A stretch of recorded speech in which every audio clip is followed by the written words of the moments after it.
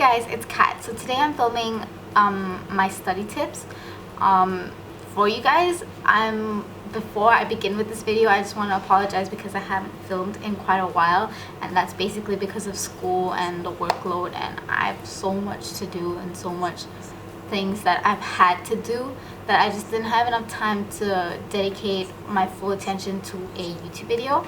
But now here I am, and I thought I'd do a video of my study tips that I have acquired over the past few years, just trying to keep up with work and maintaining the standard that I have and have to maintain. And before I filmed this video and while I was writing down a bunch of different study tips that I've had and I've used, I made a note to remember that everyone is different and everyone has their own study techniques and ways in which they do well in different subjects and in different areas. So this is personal, my own study tips, and you can definitely take them and use them and combine them with your own to make what's perfect for you. But this is my own study tips, and I hope you guys enjoy and try them out, or if it doesn't work for you, then there are definitely other ways that you can do stuff like this, but this is just how I do it. And yeah, so I hope you guys enjoy the video and keep watching. So number one is find a study area. So in the beginning of my school year, I basically studied on my bed, and although that was a good way to study, I guess, because I did do well, but I realized that it's not very good for me as a person, because when you sit on your bed and study, your back is usually bent over and not really in the proper studying position, and so that not really relating to your work, but could lead to problems later on.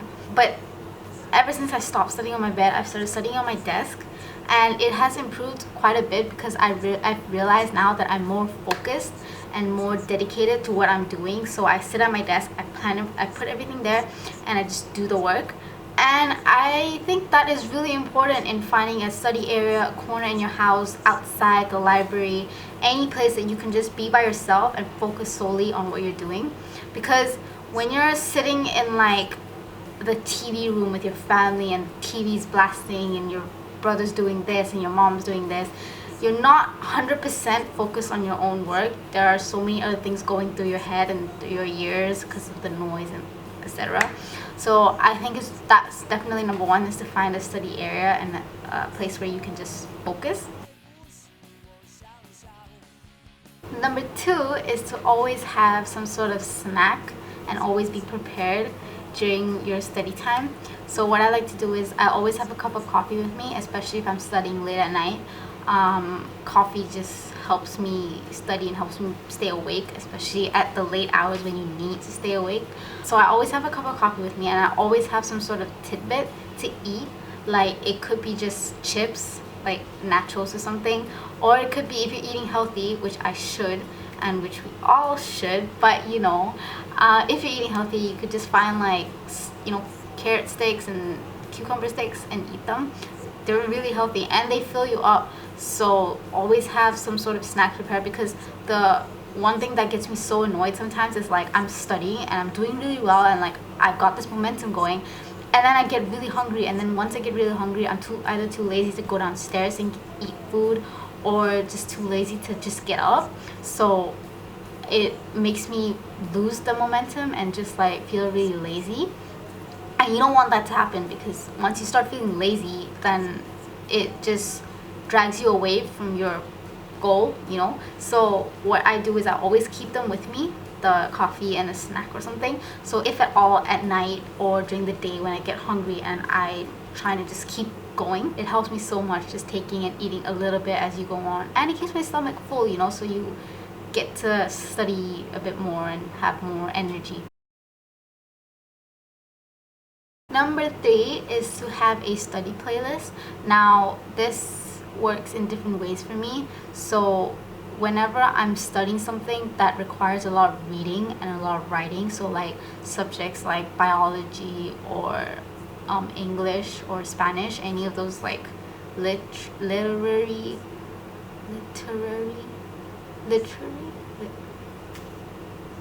any of the subjects that require writing or reading, and memorizing stuff, I cannot listen to music. Like, that is a big no for me. Like, I just can't, because once I start listening to music and trying to memorize something at the same time, it just doesn't work for me. However, when I'm doing math or chemistry, I tend to listen to music, and most of the time it's pump up music, because for some reason when I'm doing math or chemistry, the math makes me a bit tired, but the music really helps me to get more energized to work. So to find my music playlist, I normally go to 8tracks.com. I'll leave the link down below. It's basically just a website where you can find different genres and different moods, and a bunch of different playlists will come up from different people around the world. You can create your own playlist too. But yeah, I normally use that to find a pump up music or study music. The fourth tip that I have is to keep an agenda. Now, I love to plan my homework. I didn't when I first started high school. I did not plan, and I did not take notes of what I had to do before. But as I got into the more challenging parts of high school, like right now, I've started to take down all my homework and what I need to do, and specific events that are happening, so that I know for sure that I'm prepared. And how I do that is on my Mac. There's, on everyone's Mac, I think there's the calendars app, and so on that calendars app, like whenever my teacher gives homework for each class, I put it as a to-do thing on the day itself it was given, and I have different colors for it. So when it's given to me, I would put it in like a green color, and then once I finish it, when I come home, I change the color to purple. And I think that really motivates me, because it makes me want to keep finishing the things a lot more. So I keep that on calendars. And for some people, the whole online on the computer thing doesn't work for them. So my school actually gives us a physical planner, and in these pages there is a bunch of empty space that you guys could use to write down what homework you have and what you have coming up. And so some people use that, some people don't. Some people use their computer. I'm the one that uses my computer because it's just more easier and less time consuming. So yeah, definitely keep an agenda and keep notes. And I think it's really useful because it helps you keep organized and keep plan of what you need to do, and instead of being all clustered and all over the place. Because for me, if I have too many things on my mind at one time, I get so stressed, and that's not good. Too much stress is good because it keeps you on your feet, but too much stress is bad because that's just harming yourself, like your whole mentality and the way you treat people and how you do things. So the calendar, all that kind of stuff lowers down my stress because it tells me exactly what I need to do, when I need to do it, and that's how I get stuff done. Number 5 is to always reward yourself.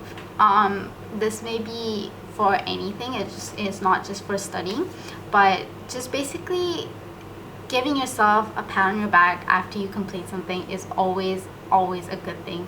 It helps you stay focused, and it helps you feel good about yourself, because after you do a bunch of homework in a really time position, you end up being very stressed and very fragile after. Rewarding yourself with a nice bath or going out, taking a walk, buying Starbucks or something, it just helps you realize that you're doing this for yourself, and you're doing this for the betterment of yourself and your own personal feelings. So rewarding yourself makes it feel more personal, and makes you feel like you've accomplished something, and you deserve a good reward for doing so well in, for example, study.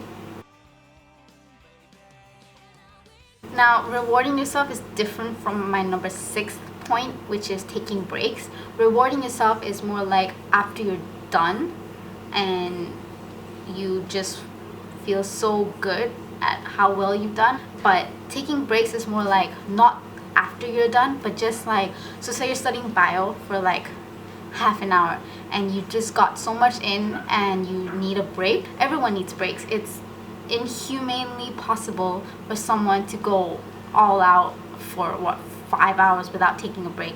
If you can do that, please share with me, because it would save a lot of time. But even so, I think taking breaks is definitely something that everyone needs to do, because it's not healthy to just keep studying and studying and studying. You need to be able to relax and take a break once in a while, just to give your mind some rest, because it's absorbing so much information in so little time. It needs to process that and just calm down for a bit. So do you. So definitely taking breaks. It could be just watching a TV show, going down and spending time with your family, or just taking a break, meaning like stopping your studying and doing something other than studying. So I go on Instagram, go on Facebook, check all that stuff, get caught up, just those kinds of things. Number 7, limit distractions. So when you're studying, make sure to always put your phone on silent, close all the tabs involving Facebook, Tumblr, Twitter, any of those tabs. I know at this age it's really hard for us to put those things aside, but I've started doing that the last few months, and it has really, really, really improved my study habits, because instead of like studying for 5 minutes and checking Facebook and then studying again and checking Facebook, I study, focus really, really hard on what I'm doing, making sure that I got everything down, and then doing Facebook.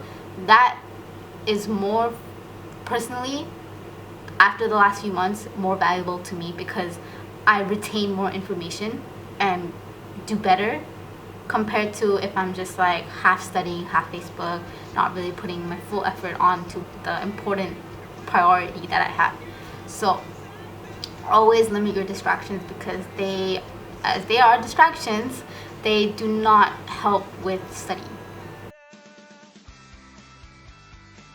Number 8 that I have is to surround yourself with people that want to work if you're going out and studying with a bunch of people, because I've had experiences where I would go out and go with people and say in the group chat, hey guys, let's go study, go out with these people, get in the coffee shop, take out our books, and then completely talk about random things that have nothing to do with what we're studying. I've had that experiences a bunch of times, and when I come home after, I feel so like I didn't accomplish anything. After you studied with a bunch of people and actually retained information, you're supposed to feel more good about it, like, oh, I got this, But normally after those group sessions with people, I come home and I'm just like, I have to study again because I did not do anything. So a major study tip is to, if you're going out with a bunch of people to study, make sure that those people want to study and need to study and want to work together to reach the same goal, which is to get a good grade in whatever that's coming up. It really helps. Studying with people really helps, definitely, but you need to study. That's just the thing. Number 9 of mine is to always take notes. Now, what I mean by that is to not copy down everything the teacher is saying, because trust me, once you get to like high school, college, it's not, you won't even have time to take that much notes. You have to learn to take notes on what is important and what he's actually saying, like the main idea, because those points is what is important. Like, I'm still in the process of learning to just take notes on the important stuff, because I'm the type of person that loves to write and write and write and write, and then at the end of the day not know much about it and not pay attention much in class. So always take notes, but take notes on the important information and only on the main ideas that the teacher's trying to say. That's definitely a tip.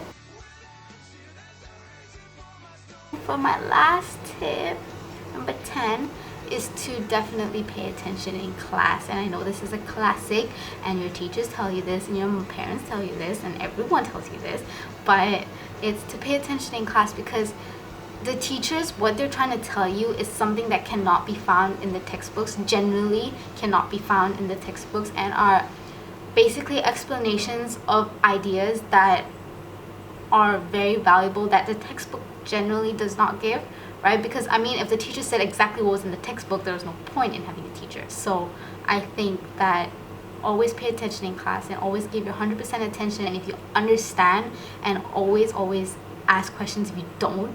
But guarantee, if you do all that, you will definitely exit the class with much more information than you would have if you were just half paying attention, half on Facebook, half on Skype kind of thing. So guys, that is my really quick study tips that I've acquired over the last few years and that I wanted to share with you guys. I'm sorry that this video is really clustered and really all over the place and not very planned. Much contradiction to what I'm trying to say in this video, but I hope you guys enjoyed it. Keep an eye out for my next video, which is April favorites, and I will film that pretty soon because it's already May, but keep an eye out for that. I hope you guys enjoyed this video and give a thumbs up if you like it. Yeah, see you guys soon. Bye.